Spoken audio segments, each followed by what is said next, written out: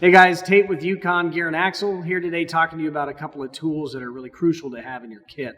This bearing race driver is going to make your life so much simpler when you're putting the bearing races in because the angles are so tough to get to, and if you don't get them in clean, it can really affect the life of your differential.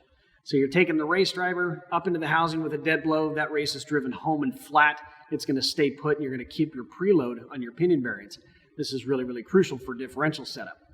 Also, we have a spanner tool, and if you've ever used a 9-inch Ford or a Toyota or a 8 3/4 Mopar, you've probably wanted one of these or were glad that you had it.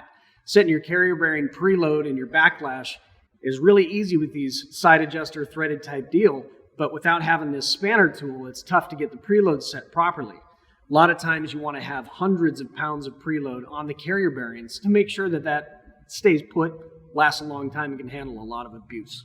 So thanks for watching today. Again, this is Tate with Yukon Gear and Axle, wishing you the best of luck.